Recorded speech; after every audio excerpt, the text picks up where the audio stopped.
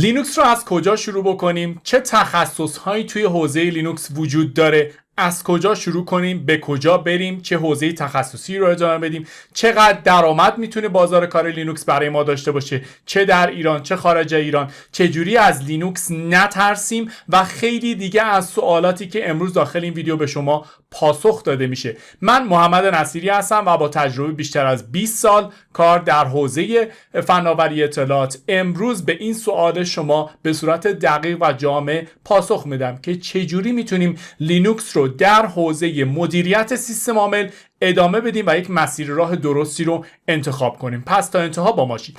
اگر از این دسته از ویدیوها دوست دارید که در خصوص تجربیات، مسیر راهها، نقشه راهها، معرفی دوره‌ها و ارائه تجربیات حوزه فناوری اطلاعات هستش، حتما چنل من رو سابسکرایب کنید، دکمه زنگوله رو بزنید که آخرین ویدیوهای من رو دریافت کنید و فراموش نکنید که توی اینستاگرام هم با اکانت ایران سایسک در خدمتتون هستم. خب معطل نکنیم و بریم ببینیم که لینوکس رو باید از کجا شروع بکنیم و چجوری بریم جلو. خب بیایم طبق روال همیشه من چند تا سوال رو ابتدای کار با هم مطرح میکنم، چند تا موضوع رو مطرح میکنم که شما تو ذهنتون باشه. خب دوستان، اولین مقاله‌ای که در خصوص نقشه راه یادگیری لینوکس بود و اینکه گفته بودیم لینوکس رو از کجا شروع بکنیم، مثل مقاله شبکه رو از کجا شروع بکنیم خودم در اینترنت نوشته بودم و اولین ویدیویی که در قالب یک مصاحبه منتشر شد در خصوص نقشه راه یادگیری لینوکس رو حدوداً 3 سال پیش با آقای مهندس احمدی داخل چنل توسینسو قرار داریم و این آپدیت شده همون موارد هست با گرایش تخصصی سیستم عامل. اگر این ویدیو براتون عجیب و غریب هست توصیه میکنم که حتما ویدیوی شبکه را از کجا شروع بکنیم که الان لینکش رو این بالا میذارم رو وارد بکنید و دیدتون باز بشه. معمولا دوستانی که تا اینجای کار اومدن بالا و میخوان در واقع لینوکس رو ادامه بدن، ویدیوی شبکه را از کجا شروع بکنیم رو دیدن و الان یا گرایششون رو میخوان به سمت لینوکس ببرن یا لینوکس رو به عنوان سیستم عامل تخصصی خودشون میخوان ادامه بدن. خب پس جز اولین هایی بودیم که راجع به نقشه راه و مسیر راه توضیح دادیم و بالاخره یه قسمتی تو این حوزه داریم.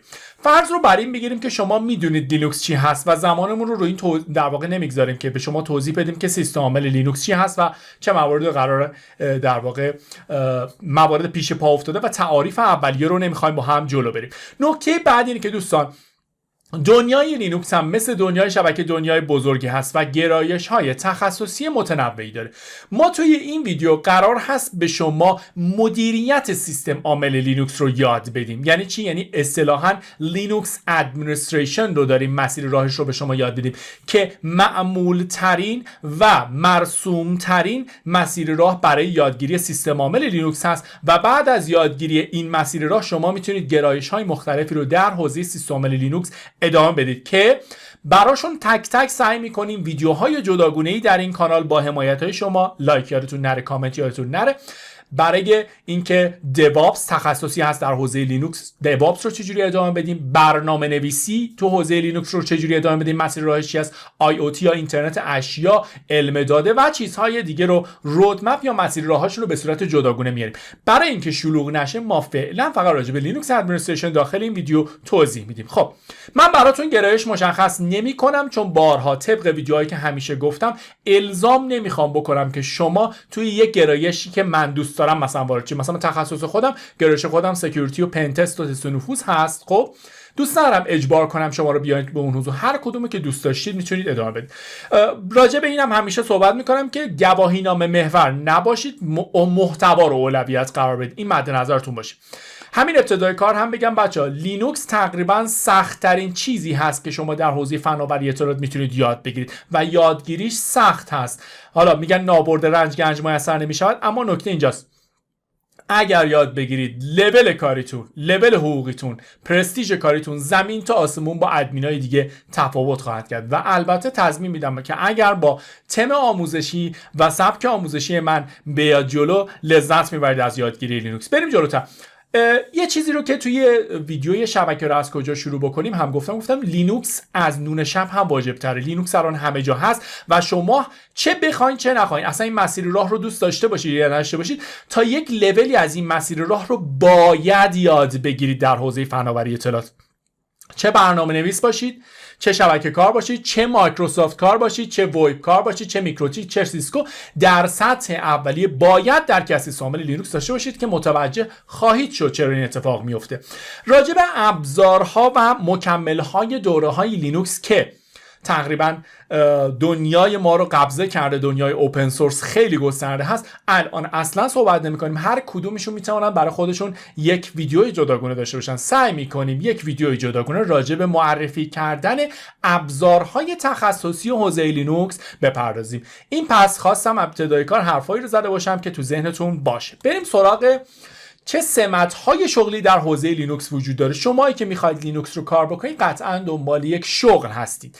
تو حوزه شبکه صحبت کردیم که چه سمت‌های شغلی داشتیم. توی حوزه لینوکس ادمنستریشن یا مدیر سیستم عامل لینوکس یا مدیریت سیستم عامل لینوکس ما معمولا 5 تا لول کاری داریم. یا به عنوان اولین شغلی که به دست میارید پشتیبان سیستم عامل لینوکس هست، معمولا مثل هلپ دسک در حوزه مایکروسافت اما با تخصصی بیشتر و حساس‌تر در مثلا یک دیتا سنتر، مرکز داده، هاستینگ.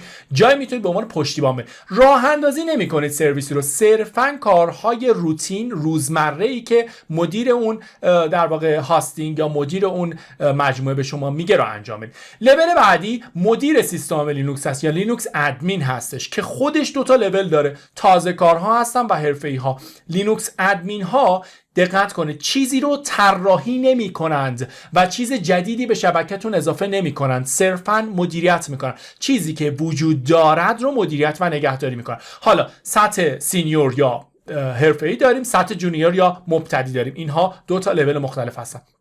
لول بالاتر مثل حوزه شبکه که طبقه بندی رو به این شکل گفتیم، مهندس سیستم عامل های لینوکس هست یا انجینیر، لینوکس انجینیر هست. مهندس کسی هست که طراحی انجام میده، چیزی رو به سرویس و شبکه شما و هاستینگ شما و دیتا سنتر شما اضافه میکند. خب طراحی میکنند و طبیعتا این هم مهندس مبتدی داریم و مهندس حرفه‌ای داریم که چند سال سابقه کار داره. سابقه کاریاشون بنا به تخصص‌های گرایش‌های تخصصیشون متنوع هستش. لول بعدی آنالیزور لینوکس هست. آنالیزور یعنی کسی که دیدش بسیار عمیق هست نسبت به سیستم عامل لینوکس، سالها تو این حوزه در لول‌های پایین‌تر کار کرده، رشد کرده، پیشرفت کرده و میدونه مشکلات کار کجاست که بتونه مشکلات رو حل بکنه. آنالیزوری که از لول‌های بسیار بالای در واقع لینوکس محسوب میشه که معمولاً کار اصلیش رفع اشکال هست. و البته یک آنالیزور به عنوان کانسالتنت یا مشاور هم توی سیستم عامل لینوکسی کار میکنه. پس این 4 تا لول. اما بچه‌ها قبلا هم گفتم توی ویدیوی شبکه رو از کجا شروع بکنید که خود لینوکس تخصص‌های مکملی داره. اگر خودش رو به صورت مستقیم هم استفاده نکنید، به صورت جانبی حتما استفاده خواهید کرد. مثلا شما مانیتورینگ شبکه انجام میدید، خب نرم افزارهایی مثل زابیکس، ککتی و امثال همون هستن که روی پایه و اساس لینوکس هستن و شما به عنوان یک ادمین شبکه باید لینوکس بدونید که بتونید اونها رو راه‌اندازی بکنید. به عنوان یک کسی که میخواد متخصص ویب بشه، وایس اوور آی پی بشه، الان اکثر سرویس هایی که مبتنی بر در واقع دارن ارائه خدمات ویب میدن مبتنی بر لینوکس هستن. سرویس های در واقع اکانتینگ یا حسابرسی اینترنت رو داریم که مبتنی بر لینوکس هستن. سرویس های در واقع اسکریپت هایی رو داریم که کارهای ما رو خودکارسازی میکنن، سرعت کارهای ما رو میبرن. اینا همه مبتنی بر لینوکس هستن. پس شما چه بخواید چه نخواید لینوکس رو تا یک سطحی به عنوان یک الزام باید یاد بگیریم. اما بریم جلوتر راجع به گواهینامه‌های بین‌المللی و سرفصل‌هاشون کمی صحبت بکنیم و بگیم که در نهایت مسیر راه چی هست. خب معروف‌ترین دوره‌های آموزشی لینوکس در دنیا رو بیایم معرفی کنیم. بچه‌ها دقت کنید. لینوکس یک حالا اینکه راجع به لینوکس چیست شما میدونید چیه، اگر نیست مقاله من راجع به لینوکس چیست رو میتونید بخونید، کامل توضیح دادم. اما لینوکس واقعا یک سیستم عاملی هست که یک شرکت خاص پشتش نیست، مثل مایکروسافت نیست که بیاد یک سری گواهینامه ها رو لیست کنه بگه MCSE, MCSA, آژور فلان فلان فلان و لیستی از گواهینامه رو بگه این مسیر راه یادگیری لینوکس. نه، لینوکس با توجه به پیش زمینه که شما دارید هر کسی میتونه در هر جایی و به هر شکلی آموزش لینوکس رو در واقع شروع بکنه، آموزش لینوکس رو ارائه بده. خب نکته اینجاست که به دلیل تراکم زیاد و تنوع زیاد در سیستم عامل لینوکس و تعدد توزیع‌های مختلف، خانواده‌های مختلف سیستم عامل لینوکس، خب انتخاب یک مسیر راه درست برای یادگیری سیستم عامل لینوکس کمی سخت میشه. گزینه هاتون زیاد هستن و الزامی هم نداره که یکی از یکی برتر باشه. خب معروف ترین در واقع برگزار کننده دوره های آموزشی لینوکس در دنیا این 6 عنوانی هست که من مطرح میکنم.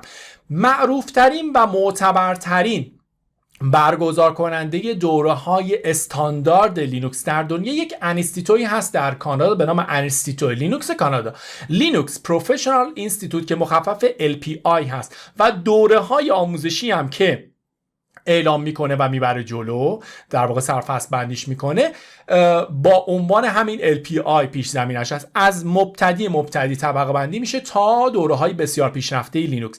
محبوب ترین دوره های آموزشی لینوکس در دنیا هم متعلق به شرکت LPI هست. این شرکت سالهای سال کارش تخصصی آموزش در حوزه لینوکس بوده. یک نکته بسیار مهمه که دوره های آموزشی LPI رو در واقع محبوب کرده این هستش که دوره‌های آموزشی مؤسسه LPI وابسته به یک نسخه یا توزیع خاصی از لینوکس نیستن. یعنی نیومدن صرفاً خانواده دبیان رو آموزش بدن، نیومدن صرفاً خانواده رد هات رو یاد بدن، خب اومدن لینوکس واقعی رو به شما یاد میدن. یعنی حتی تو کتاباشو نگاه میکنین نصب لینوکس رو نیومده بگه. چرا؟ چون گفته من اگر بیام الان نصبش رو بگم یعنی از یک توزیع خاصی حمایت کردم. اصطلاحاً وندورلس، وندور نیترال اگر اشتباه نکنم، یا عدم وابستگی به یک توزیع خاص دارن، به خاطر همین محبوب هستن. شما با یادگیری دوره ها با سرفصل های آموزشی انستیتو لینوکس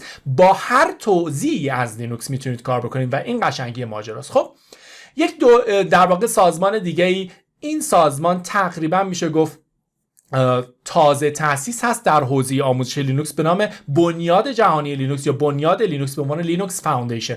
این در واقع سازمان هم برای خودش اومده چند سالی هست دوره‌هایی با سرفصل‌های مشخص برای لینوکس عنوان کرده. خب من زیاد با در واقع دوره‌های آموزشی لینوکس فاوندیشن ارتباط نتونستم برقرار کنم چون هنوز کامل و جامع نیست و هنوز تست‌هاشو پس نداده و البته در ایران دوره‌هاش برگزار نمی‌شود. یکی از فاکتورهایی که باید در نظر بگیریم که آیا دوره محبوب هست یا نه، ارزش یادگیری دارد یا نه، باید میزان و تعداد برگزاری اون دوره رو برای خودمون آنالیز بکنیم. اگر تعداد برگزاری دوره‌های مرتبط با اون اسمش خیلی معروف‌تره تو آموزشگاه تدریس میشه، یعنی محبوب‌تر هست در بازار کار. خب لینوکس فاوندیشن شاید خیلی‌ها نشیده باشن، یا دوره‌های آموزشی تخصصی شرکت اوپن سوزه که خودش یک لینوکس داره و اون لینوکس رو داره به شما یاد میده. دوره‌هاش فقط مبتنی بر یک توزیع خاص مثل در واقع اوپن سوز است. خب یا شرکت رد هات برای محصول لینوکس رد هات خودش دوره‌های تخصصی برگزار میکنه. شما با یادگیری دوره‌های رد هات فقط با توزیع‌های خانواده رد هات میتونید کار بکنید. اوکی، پس یه مقدار بازار رو محدودتر میکنه و محبوبیتش رو میاره پایین. خب دوره دیگه ای داریم شرکت کامپتیا که دیگه میشناسید، نتورک پلاسش رو گذروندید و اینها. این هم یک دوره‌ای داره در حد کاملا مبتدی به شما لینوکس رو یاد میده و پایه اساس لینوکستون درست میکنه به نام لینوکس پلاس. جالب بدونید که لینوکس پلاس همونطور که تو تصویرم اینجا میبینید لوگوی لینوکس پلاس رو گذاشتم، نوشته powered by LPI، یعنی تحت لیسانس دوره‌های LPI کانادا داره دوره‌اش رو برگزار میکنه و این نشون میده که چقدر قدرت دوره‌های آموزشی LPI بالا هست برای یادگیری. در نهایت جالب بدونید که مدتی مایکروسافت هم دوره لینوکس برگزار میکرد و مدرک MCSA لینوکس میداد برای سرویس آژورش. الان نمیدونم ارائه میشه یا نه، ولی جالب بود برای من که مایکروسافت هم دوره لینوکس برگزار میکنه. پس با این تفاصیل بیایم ببینیم بهترین دوره‌ای که ما میتونیم انتخاب بکنیم تا دنیای لینوکس رو درست یاد بگیریم چی هستش. یه نگاه دو تا چارتا میکنیم، میبینیم که بله بهترین مسیری که هم آموزشگاه ها دارن اون رو ادامه میدن، هم به صورت آنلاین در دسترس است، هم رفع اشکالش، هم سالها تستش رو پس داده، دوره های LPI کانادا است. یکی از خوبی‌های دوره‌های LPI اینه که یک مسیر راه 0 تا 100 لینوکس رو تدوین کرده توی کورساش. خب خیلی از این کورسایی که اینجا میرید بچه‌ها یه تک کورسن، یعنی نمیتونن تمامی نیازهای یک مدیر شبکه لینوکسی رو برآورده بکنن. پس تا اینجای کار متوجه شدید که چرا توصیه ما این هست که برای شروع یادگیری لینوکس حتما با دوره‌های LPI شروع بکنید. خب بریم توی اسلاید بعدی. میخوایم راجع به مسیر راه یادگیری دوره‌های LPI با هم صحبت بکنیم. خب نقشه راه یادگیری این اسلاید اشتباه شده، یادگیری شبکه نیست، این من اسلاید کپی کردم. یادگیری لینوکس یا مدیریت لینوکس چی هستش؟ خب بیایم ببینیم چجوری باید یاد بگیریم. فرض رو برای میگیریم که شما هیچی از لینوکس نمیدونید. در وهله اول فرض رو برای میگیریم که شما یا هیچی از لینوکس نمیدونید یا مسیر راه شبکه رو از کجا شروع میکنیم رو رفتید جلو، تو اون نتورک پلاس و لینوکس اسنشیالز رو طبق تعریفی که گفتیم یاد گرفتید و الان اومدید اینجا. خب بچه شما تو هر حوزه‌ای از فناوری اطلاعات بخواید ورود بکنید، چه برنامه‌نویسی، چه طراحی وب، حتی خب چه مایکروسافت، چه سیسکو، چه هر چیز دیگه، اولین دوره‌ای که باید یاد بگیرید که فاندامنتالز یا مبانی مفاهیم اولیه فناوری اطلاعات رو یاد بگیرید دوره نتورک پلاس است. بعد از اینکه دوره نتورک پلاس رو گذراندید و تصمیم گرفتید که به صورت تخصصی دوره‌های لینوکس و گرایش مدیریت لینوکس رو انتخاب کنید، اولین دوره‌ای که شما باید بگذرونید دوره‌ای هست به نام لینوکس اسنشیالز یا پایه، اساس و مبانی لینوکس.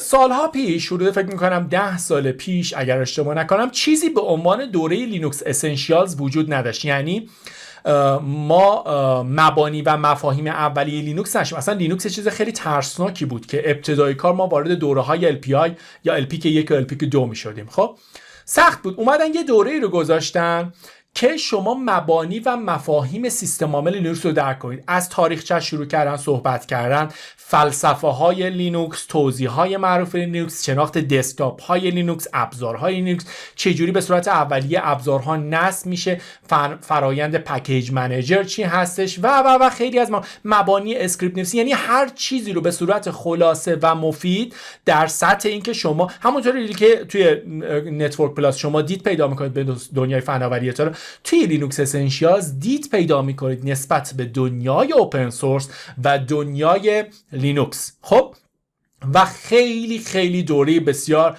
جذابی هستش. بعد از اینکه شما این رو یاد گرفتید، شما الان هیچی در لینوکس بلد نیستید. چرا؟ بچه‌ها راجع به کاریابی صحبت می‌کنم. شما حتی با لینوکس اسنشیالز هم میتونید برید مصاحبه های کاری لینوکس برید اگر درست و عمیق یاد گرفته باشید. خب یعنی لینوکس اسنشیالز چیزی نیست که 2 ساعت 3 ساعت 4 ساعت جمع بشه.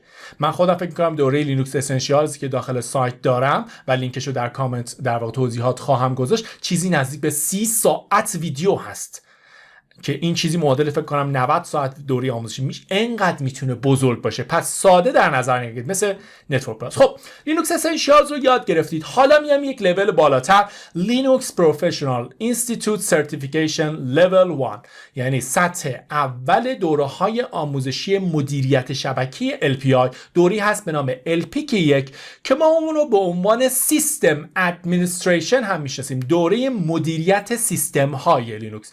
توی دوره آموزشی LPK 1 شما خود سیستم عامل لینوکس رو به صورت در واقع دقیق، کامل و حرفه‌ای یاد میگیرید. راجع به درایورها یاد میگیرید، سخت افزارها یاد میگیرید، بستن چه میدونم هارد دیسک ها، پارتیشن بندی ها، رید بندی ها، کامپایل کردن سورس ها و اما هر چیزی که یاد میگیرید داخل این دوره LPK 1 مربوط به خود سیستم عامل لینوکس میشه. هیچ سرویس شبکه‌ای این وسط وجود نداره و شما تو این لول به عنوان یک مدیر لینوکس مطرح میشید. اوکی؟ سیستم ادمین، یک سیس ادمین لینوکس. دوره LPK 1 رو به عنوان جونیور لول ادمنستریشن هم میشناسن، یعنی مدیر شبکه لینوکس سطح در واقع تازه کار. خب یعنی LPK 1 تنها شروع ماجراست. 10 سال پیش LPK1 اولین دوره بود، ولی چون دیدن خیلیا ترس دارن از لینوکس، اومدن لینوکس اسنشیالز رو هم اضافه کردن. من توصیه‌ام اینه که اصلا یک باره وارد دوره LPK1 نشید و حتما پیش نیاز لینوکس اسنشیالز رو درست یاد بگیرید تا گیج نشید. خب ما LPK1 رو تمام کردیم، حالا میریم سراغ مدیریت شبکه لینوکسی.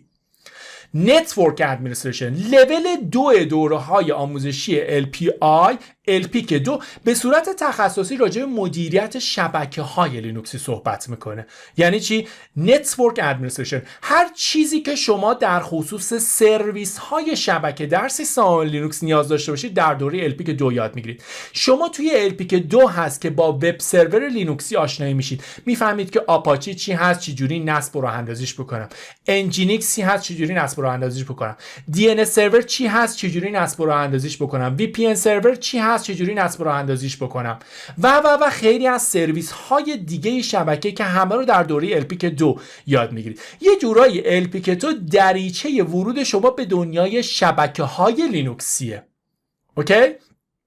شما تا سطح LPK2 هم کارتون رو تضمین کردید اگر درست یاد بگیرید، هم حقوقتون به صورت کافی و درست و درمون توی حوزه لینوکس تضمین شده است یه جورایی. اما بعد از LPK2 دیگه چی میشه؟ لول هایی که به شما میگیم انتخابی میشه. تا LPK2 یادگیریش برای یک مدیر شبکه لینوکسی الزامیه. خب یعنی تا LPK2 رو شک نکنید. از LPK2 به بعد شما بر اساس نیاز و تشخیص خودتون یا مجموعه‌ای که داخل اون کار میکنید، مجموعه بسیار بزرگ هست که دارید کار میکنید، تشخیص میدید که وارد دوره‌های بالاتر LPIC بشوم یا نشوم. خب طبیعتا وقتی شما سالها به عنوان ادمین لینوکسی کار کردید یک جایی، یکی از چیزهایی که خیلی مهم هست توی شبکه هاتون مخصوصا حوزه لینوکسی رعایت بکنید، که تو ویندوز هم همینطور هست، رعایت امنیت در سیستم لینوکس هست. شما خیلی از سرویس هاتون توی هاستینگ ها قرار داره، توی محیط عمومی اینترنت قرار داره و باید بتونید اینها رو امن کنید. بعد از اون اگر علاقه‌مند بودید میتونید وارد دوره LPIC 3 تخصصی مهندسی در واقع امنیت رو ببرید جلو. LPK3 حوزه سکیوریتی رو ادامه بدید. دوره های LPK3 هر کدومشون برای خودشون در واقع سه تا لول مختلف داره که شما میتونید هر کدوم از اینها رو به صورت جداگونه برید جلو، یعنی یک پکیج نیستش. گرایش امنیت داره در سیستم، شما به عنوان مهندس امنیت لینوکس در واقع شناخته میشید. گرایش ویرچوالیزیشن یا مجازی سازی داره که این روزها دیگه تو همه دیتا سنترها، همه مراکز داده، همه جاهایی که کار هاستینگ انجام میدن بدون شک مورد نیازتون خواهد بود. LPK3 مجازی سازی و میشید مهندس مجازی سازی لینوکس، مهندس امنیت لینوکس. و در نهایت اگر محیطتون خیلی بزرگه، مثلا یه شرکتی مثل شرکت نفت خیلی در واقع پیچیدگی های شبکه‌ای زیادی دارید، شما هم سرویس های ویندوزی دارید هم سرویس های لینوکسی دارید و اینها باید با هم ترکیب شن، میایید مثلا مهندس میکسد انوایرمنت یا محیط های ترکیبی. محیط های ترکیبی یعنی محیط هایی که هم مایکروسافت داخلش هست هم لینوکس داخلش هست. من میخوام بین اینها تعامل ایجاد کنم و لول بالایی از مدیریت رو میخواد. شما اونجا هم باید مایکروسافت بلد باشید هم لینوکس بلد باشید. یه نکته رو راجع به های بین‌المللی بگم بچه‌ها، LPIC 1 و LPIC 2 هر کدوم 2 تا کد آزمون دارند. خب یعنی LPK1 101 102 میشه، LPK2 201 202 میشه، ولی بعد از اون یک کد آزمون میشن. این نکته، پس این پکیج یادگیری یا ادمنستریشن یک مدیر شبکه لینوکس حرفه‌ای که حالا یک گرایش مجازی سازی یا امنیت رو هم برده جلو. این به این که شما رفتید بعد از اون میرید سراغ ابزارها رو یاد میگیرید. ابزارهای لینوکسی رو میتونید در واقع کنارش یاد بگیرید و حرفه‌ای بشید. خودتون تا لول LPIC 3 که برسید متوجه میشید که چه نیازی دارید که در واقع ابزارهای جانبی یاد بگیرید. مثلا توی LPK2 شما به این نتیجه میرسید که برای مانیتورینگ شبکه من نیاز دارم که چی داشته باشم؟ ابزاری رو برای مانیتورینگ یا نظارت شبکه. ابزاری هست به نام زابیکس، من میام یاد میگیرم و دوره زابیکس رو یاد میگیرم. اوکی، این پکیج و نقشه راه یادگیری قطعی مدیریت شبکه های لینوکسی هستش. اوکی، این از این تو ذهنتون باشه. بریم ببینیم چه سوالات متداولی هست. هر سوالی راجع به این مبحث داشتید بیاید از من بپرسید توی در واقع کامنت ها، من پاسخ میدم. حتما توی یوتیوب پاسخ میدم، توی شبکه اجتماعی دیگه واقعا نمیبینم که بتونم پاسخ بدم. خب سوالات متداولی که دوستان در نقشه راه یادگیری شبکه، باز این اسلاید چون کپی شده بود شبکه گفته، نه لینوکس هستش. در نقشه راه یادگیری لینوکس شما باید در نظر داشته باشید. خب بچه من یه توضیحی بدم که من هم لینوکس کار کردم، هم مایکروسافت کار کردم، هم سکیوریتی کار کردم، هم سیسکو کار کردم و ترجیح میدم چیزی که به شما میگم با یک دید گسترده نسبت به همه این مجموعه باشه.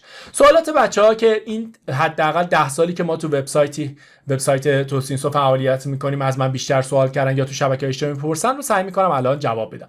میگن درآمد لینوکس بیشتره یا ویندوز؟ بچه‌ها اولا که یه چیز قطعی وجود نداره که درآمد یه ادمین مایکروسافتی از لینوکسی بیشتر باشه و لینوکسی از در واقع مایکروسافتی بیشتر باشه. بستگی به لول و اندازه شبکه‌هایی داره که اونجا قرار میگیره. چه بسا یه ادمین مایکروسافتی خیلی تو محیط‌های خیلی بزرگ درآمدش از یه ادمین لینوکس معمولی بیشتر باشه. اما به صورت نرمال درآمد یک ادمین لینوکسی از ادمین مایکروسافتی بیشتر هست. چرا؟ چون سختی کار با لینوکس بیشتر هست. هر کسی جرأت ورود به دنیای لینوکس رو نداره. ورود به دنیای لینوکس با توجه به ظاهر و شکل و شمایل اینکه همه چیز باید دستور باشد، خط فرمانی سخته برای خیلیا و هر چیزی که سخت‌تر باشه درآمدش هم بیشتر هست. لینوکس ترسناکه. واقعیتش رو بخواید من خودم که وارد لینوکس شدم از لینوکس میترسیدم. تمام ترس هایی که داشتم رو جمع کردم و توی آموزش هایی که خودم از لینوکس درست کردم سعی کردم ترس های بچه ها رو از لینوکس بندازم. خب لینوکس ترسناک هست بخوایم نخوایم، چون خط فرمانه و گرافیکی وجود نداره تا حد زیاد. خب ولی به ترس هاتون حمله بکنید باعث میشه رشد و پیشرفت داشته باشید. آیا از منابع رایگان اینترنتی استفاده کنیم یا نه؟ بچاش بدون تعارف اینو سالها از ما پرسیدن که ویدیوهای رایگان تو اینترنت زیاده، از یوتیوب یاد بگیریم زبان انگلیسی بلدیم و فلان و فلان. صادقانه دارم میگم، میخواید باور کنید شما تا برای چیزی هزینه نکنید، انرژی و زمان نذارید، یاد نمیگیرید. ممکنه ویدیوهای پراکنده و رایگان در اینترنت باشن، اما سعی کنید استخوان بندی شده برید جلو. یعنی چی؟ یعنی یک سرفصل رو بگیرید، یک کتاب رو بگیرید، یک دوره رو بگیرید و یک سلسله مراتب رو رعایت کنید تا درست پیشرفت کنید. وگرنه میشید آدم شلخته‌ای که از هر چیزی یه چیزی بلده و در نهایت نمیتونه خودش رو خوب توی کار پرزنت بکنه. خب این که از دوستان گفتش که انگلیسی بلد باشید نیازی ندارید که واسه آموزش هزینه بکنید.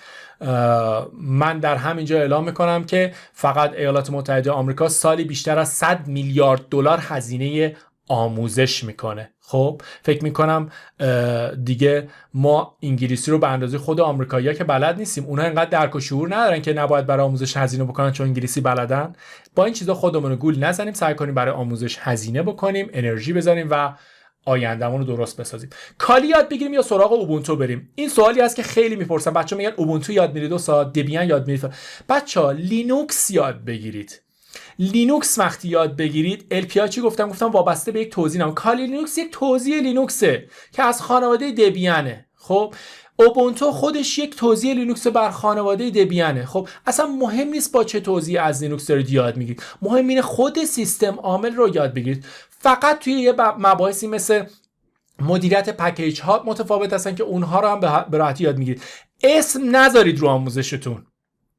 آموزش اوبونتو، آموزش فلان، اسم گذاشتن رو آموزش لینوکس بدون وابستگی به توضیح رو یاد بگیرید. اوکی؟ چقدر ویندوز و لینوکس متفاوت هستن؟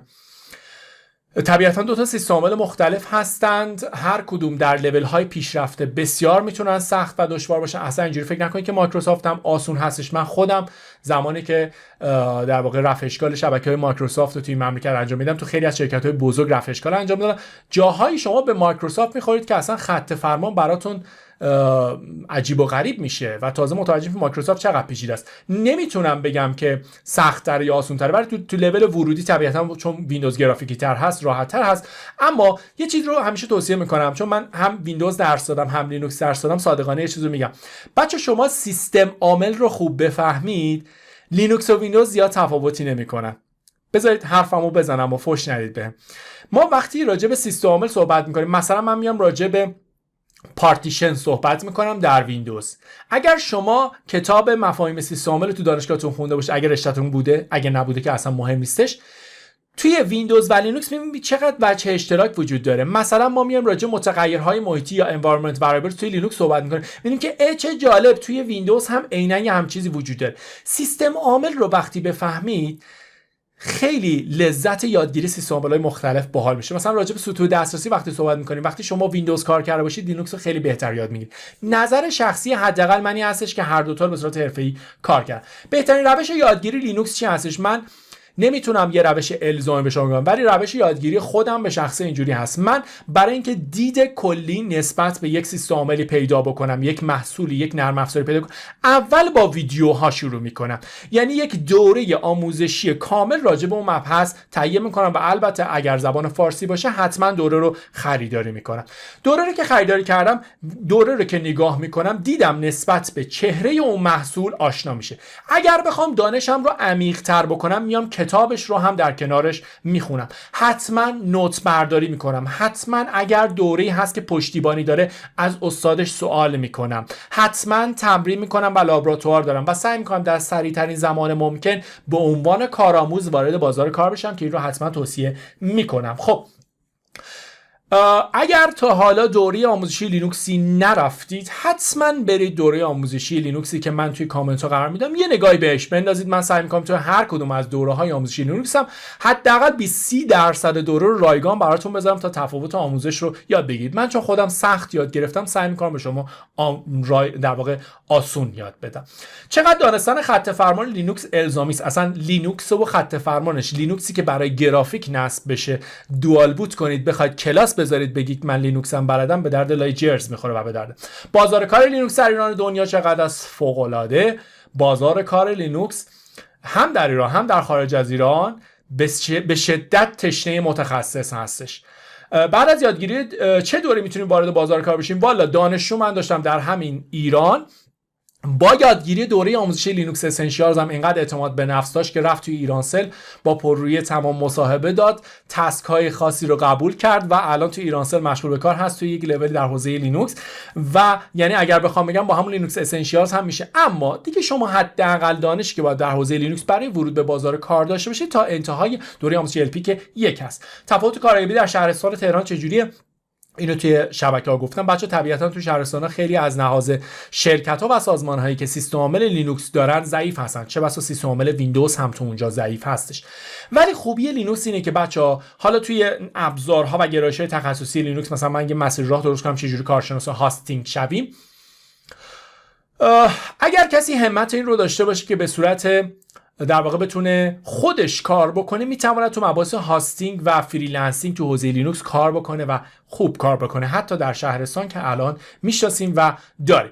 من 38 سالم، برای شروع کار لینوکس دیر نیست. اینو همیشه سوال کردم، توی شبکه هم جواب دادم نه، دیر طرز تفکر شماست. الان در جالبه توی ایالات متحده آمریکا خیلی‌ها به این در واقع نتیجه رسیدن که از 40 سالگی تازه کل گرایش زندگیشون دارن عوض میکنن. یه مثالی هم هستش، الان یه خانمی بودش که تا 40 سالگی پرستار بود، بعد به این نتیجه رسید که بابا IQ من از این پزشکا کمتر نیستش، خیلی بهتر میتونم کار بکنم. رفت تو 40 سالگی تغییر رشته داد، رفت دانشگاه شرکت کرد و بعد از 10 سال یک پزشک کودکان خیلی حرفه‌ای شد که این یکی از الگوست. دیر نیست، دیر طرز تفکر شماست. زکریای رازی تا 42 سالگی مطرب بود و بعد از اون تبدیل شد به یکی از بهترین پزشکای تاریخ. مدرک تخصص کدوم مهمتره؟ قطعاً تخصص. بارها گفتم دیگه چیزی به نام مدرک مهم نیست و این مهمه که شما از پس مصاحبه کاریتون بر بیاد. کتاب رو هم در کنار دوره ها بخونیم، توضیح دادم، بستگی به دورش داره. البته داشتن مدرک بین‌المللی در کاریابی شبکه تاثیر دارد. یه زمانی داشت، الان خیر. تفاوت مدرس لینوکس برنامه‌نویسی با شبکه کار درس. بچه یه نکته رو بگم. یک چیزی که الان باب شده در اینترنت اینه که هر کسی پا میشه یک ویدیو آموزشی خارجی رو برمی‌داره و ترجمه میکنه و یه کتابی هم کنارش میذاره، شروع میکنه تدریس کردن لینوکس. هر کسی لینوکس رو با توجه به معیارهایی که خودش میدونه آموزش میده. مثلا یکی برنامه نویسه، خب فقط لینوکس رو تو حوزه برنامه‌نویسی و سیستمی میبینه. یکی که شبکه‌ایه، خب فقط تو حوزه شبکه میاد درس میده. خب و چه بسا چون دید و تجربه کاری تو اون دنیا ندارن، تدریسشون فقط باعث میشه که مدیون آدم‌ها بشن. خیلی مهمه که تو هر حوزه‌ای چجوری درس بده. من سعی کردم مثلا تو دوره‌ای که درس میدم با توجه به اینکه من 10-12 سال با یک تیم برنامه‌نویسی قوی همکاری می‌کردم در کنار هم و توسعه نرم افزار می‌دادیم، دید برنامه‌نویسی هم تا حدی توی تدریس‌های لینوکس دارم که بهتون ارائه بدم، مثلا توی مباحث بانک اطلاعاتی. ولی متاسفانه یه اتفاقی که افتاده، بعضی از برنامه‌نویس‌هایی که میان و یه جورای سلبریتی هم میشن توی حوزه مثلا لینوکس و اوپن سورس، به اشتباه یه سری مفاهیم رو میان کامل یاد میدن. خب مبحثی رو گفته که مسیر راه رو کامل اشتباه میگه، ترجیحاً یا مطالعهشون رو بیشتر کنن یا حداقل خودشون رو مدیون دوستان نکنن با آموزش اشتباه. یادگیری ابزارهای متفرق لینوکس الزامی است. ناخودآگاه توی شبکه شما به ابزارهای لینوکسی نیاز خواهید داشت، طی مسیر متوجه این خواهید شد. و خوبیش اینه که بچه‌ها شما وقتی استخوان بندیتون تا LPK2 درست بکنید، وقتی از شما یک ابزار رو میخوان، به راحتی میرید اون ابزار رو در عرض یک هفته یاد بگیرید. نیاز نداره که 0 تا 100 یک دوره آموزشی یاد بگیرید. این یادتون باشه سرعت یادگیریتون بالا خواهد رفت اینجوری. مثل ویندوز دیگه، شما وقتی MCC مایکروسافت یا MCSA مایکروسافت یادگیری به شما میگن اکسچنج سرور ماکسیمم 1 هفته 2 هفته براتون یادگیریش طول میکشه و متخصص ایمیل سرور مایکروسافت خواهید شد. تمام. قرار نیست دیگه خیلی طول بکشه. این یادتون باشه. آیا حتما باید منتظر نسخه جدید دوره LPI برای یادگیری باشیم؟ بچه‌ها یه کلاهبرداری که حالا اسمشو نذاریم کلاهبرداری، اسمشو بذاریم مارکتینگ یا بازاریابی. واقعیت دنیای فناوری اطلاعات اینه که اونقدر رو هم تغییر نداریم ما در دنیای فناوری اطلاعات، چه در ویندوز چه در لینوکس. شاید طی این 10 سال 15 سالی که لینوکس رو بخوایم سیستم عاملش رو زیرو بمش رو باز کنیم، سرفصل‌های LPI رو در واقع زیرو رو بکنیم، سرفصل‌های مایکروسافت رو زیرو رو بکنیم، شاید خیلی بخوایم ارفاق کنیم 10-15 دیگه باشه، خیلی بخواد تغییر کرده باشه 20% ماهیت آموزشی لینوکس متفاوت شده. خودتون رو با قدیمی و جدید بودن درگیر نکنید، شروع به یادگیری بکنید، همه چیز کامل خواهد شد. خب اگر سوالی راجع به اینها دارید حتما بیاید توی کامنت بذارید. لایک، شیر و ساپورت فراموش نکنید تا مسیر راه و تجربیات باحال‌تری رو در اختیارتون بذارم. تا ویدیوی بعدی، یا علی، خدا نگهدار.